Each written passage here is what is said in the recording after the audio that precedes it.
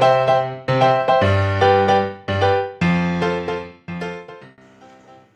Assalamualaikum warahmatullahi wabarakatuh.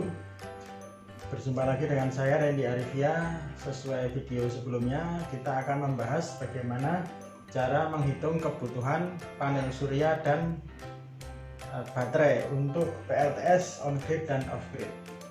Oke, ayo kita langsung ke bagian perhitungannya. Oke, kita sudah siapkan perhitungannya ya. Jadi untuk menghitung kebutuhan panel PLTS off grid, itu yang pertama kita butuhkan adalah data beban. Ini sebagai contoh, saya memiliki beberapa beban ya, ada 3 buah beban, yaitu lampu, laptop, dan kipas angin. Kemudian dari 3 hal itu kita harus tahu daya listriknya berapa watt, dan kita akan menggunakan perangkat itu berapa jam ya, operasionalnya berapa jam. Nanti dari daya listrik dan jam operasionalnya ini kita kalikan, jadilah energi, berapa jumlah energi yang dibutuhkan oleh beban tersebut dalam satuan watt hour. Dalam contoh ini lampu membutuhkan daya 10 watt dan akan digunakan dalam 12 jam, berarti energi yang diperlukan adalah 120 watt hour. Begitupun laptop 75 watt akan dipakai dalam 9 jam per hari, maka dia butuh energi sebanyak 675 watt hour. Kipas angin 35 watt dan akan dipakai 15 jam per hari, sehingga butuh energi sebesar 525 watt hour. Keseluruhan energi yang terpakai ini kita jumlahkan. Nah, dalam kasus ini total keseluruhan energi yang diperlukan untuk sistem ini ya, seluruh beban ini adalah 1320 watt hour. Nah, ketika kita sudah memiliki data ini, total energi yang diperlukan yang akan digunakan untuk mensuplai seluruh beban ini, maka kita langsung bisa menghitung berapa kebutuhan solar panel tersebut, yaitu rumusnya total energi dibagi dengan kapasitas panel dikalikan peak sun hour. Peak sun hour itu apa? Kurang lebih adalah puncak jam matahari atau jam-jam di mana sinar matahari itu menghasilkan energi yang paling banyak, begitu ya kurang lebih. Nanti akan saya jelaskan di akhir video. Kemudian kapasitas panel adalah berapa kapasitas panel persatuan yang akan kita gunakan. Dalam hal ini saya akan menggunakan panel yang berukuran 100 watt peak, sehingga ketika dimasukkan ke dalam rumus ini adalah 1320 watt hour dibagi 100 watt peak dikalikan peak sun hour. Nah, peak sun hour ini 3,41 jam. Ini saya ambil dari rata-rata data yang saya miliki di Kota Tanjung Redep, Kabupaten Berau. Setelah kita hitung, maka ketemulah jumlah panelnya 3,87, maka saya bulatkan menjadi 4 unit panel surya. Nah, kita akan klarifikasi apakah betul 4 unit panel surya dengan ukuran 100 watt peak per unitnya ini mampu menghasilkan listrik sejumlah ini.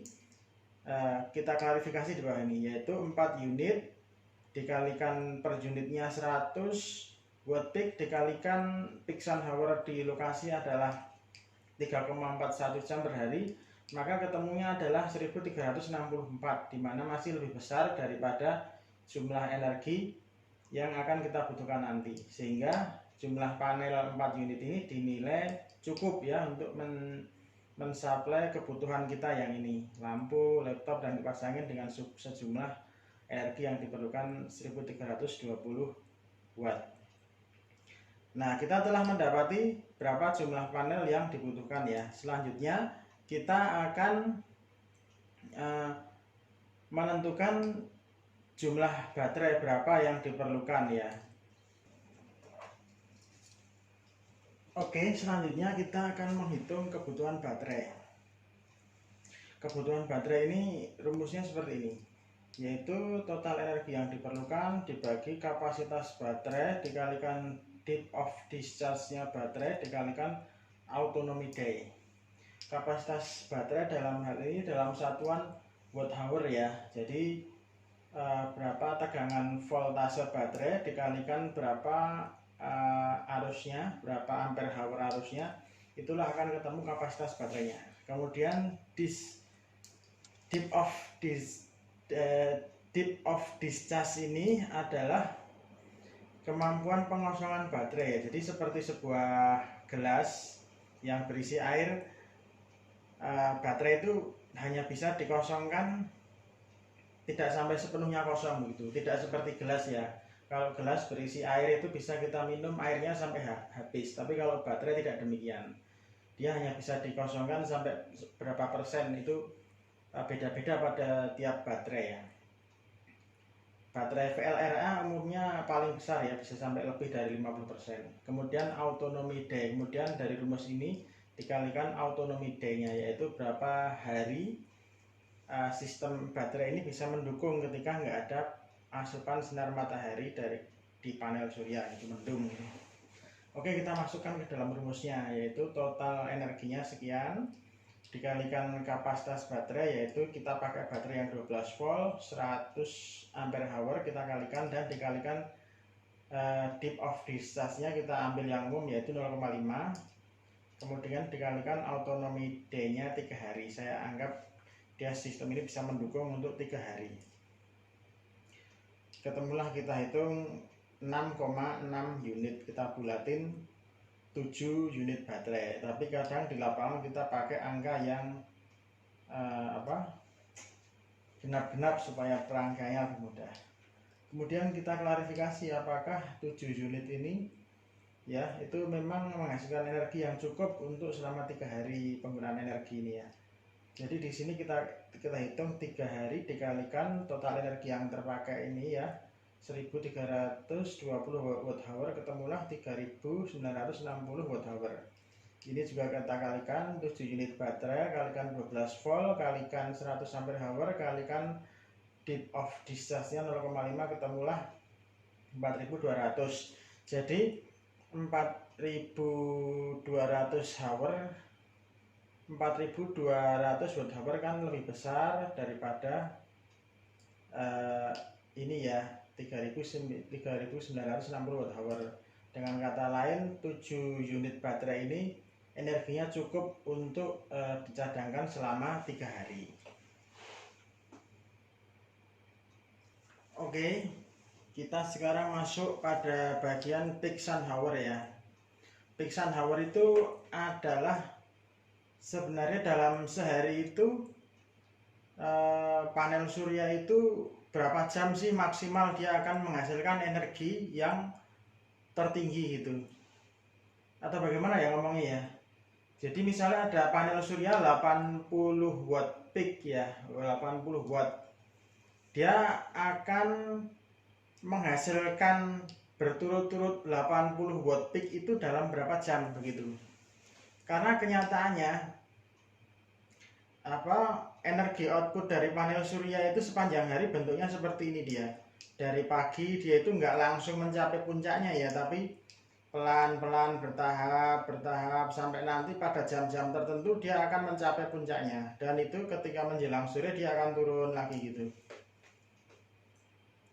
Nah, kondisi di sini dan di sini tentu saja kan tidak efektif. Di pojok sini di samping kanan kiri kurva ini adalah energi yang tidak efektif ya, ada tapi sedikit lah.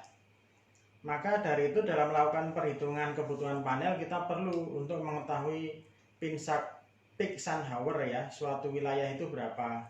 Peak sun hour itu bisa dirumuskan seperti ini, yaitu total energi output panel surya dalam satu hari tersebut dibagi kapasitas maksimal panel surya. Dalam hal ini saya contohkan, dalam sehari itu panel surya ini diukur bisa menghasilkan 275 watt peak. Nah 275 watt hour. Nah 275 watt hour ini kita bagi dengan kapasitas maksimalnya. Dalam kasus ini saya pakai yang 80 watt ya, 80 watt peak. Jadi ternyata setelah dihitung yang kapasitas 80 watt peak itu peak sun hour-nya sehari dia cuma 3,43 jam. Jadi walaupun matahari itu bersinarnya sehari bisa 8 jam atau lebih dari itu, tapi dia panel itu bekerja maksimalnya cuma 3,43 jam, selebihnya tidak maksimal begitu. Dan ini peak sun hour ini di setiap lokasi berbeda-beda ya, di Indonesia, di Arab, atau mungkin di Kalimantan dan di Jawa, di Sumatera itu bisa beda-beda.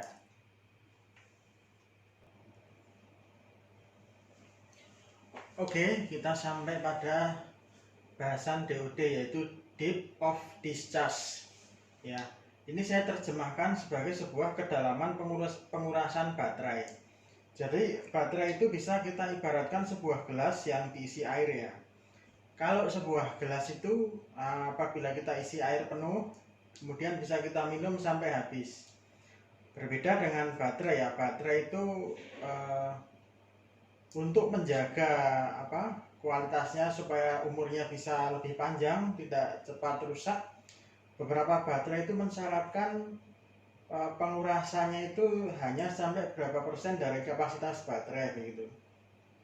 Seperti tipe VLRA itu dia bisa pengosongannya ya, bisa energinya digunakan sampai sisa hanya 30%. Tapi kalau baterai aki cair itu sepertinya lebih tinggi lagi ya, sekitar cuma 40% lah mungkin yang bisa digunakan. Jadi tidak bisa dikosongkan sampai full, benar-benar kosong energinya ya. Kemudian DOD ini dinyatakan dalam persen ya, berapa persen dia yang bisa digunakan energi dari baterai tersebut. Kemudian dia juga dipengaruhi oleh temperatur, dan setiap tipe baterai mempunyai DOD yang berbeda-beda ya, yang ketahanannya berbeda-beda. Umumnya baterai-baterai yang mulai akhir-akhir ini dia memiliki DOD yang semakin kecil, akhirnya bisa dikosongkan, bahkan sampai lithium itu bisa sampai energi yang tersisa cuman 25% gitu. Jadi kalau 100 ampere hour bisa digunakan sampai 75 ampere hour begitu. Nah, ini penting sekali ya, kita mengetahui DOD daripada baterai. DOD ini ada di dalam spesifikasi. Kalau kita beli baterai, beli aki kering itu ada dalam spesifikasinya. Kita bisa juga cari di internet, di download, digunakan nanti untuk menghitung berapa kapasitas baterai untuk di solar panel tadi. Oke, untuk DOD sampai di sini. Selanjutnya saya akan gambarkan skema PLTS-nya. Oke, kita masuk pada bagian skema ya. Jadi skemanya seperti ini. Ini adalah solar panelnya, kemudian ini adalah baterainya. Kebetulan di sini saya menggunakan solar controller yang sistem tegangnya 12 volt. Jadi untuk perangkaian mau seri atau paralel itu nanti mengikuti dari solar controller ini, dia menggunakan sistem berapa volt ya. Biasanya memang solar controller menyediakan beberapa pilihan ya, bisa 12, 24, 36, 48 dan seterusnya sesuai tipe-tipe controller berbeda-beda. Juga solar controller ini memiliki dua tipe utama ya, yaitu PWM dan MPPT, pulse width modulation dan maximum power point tracking. Ini sistemnya berbeda, tapi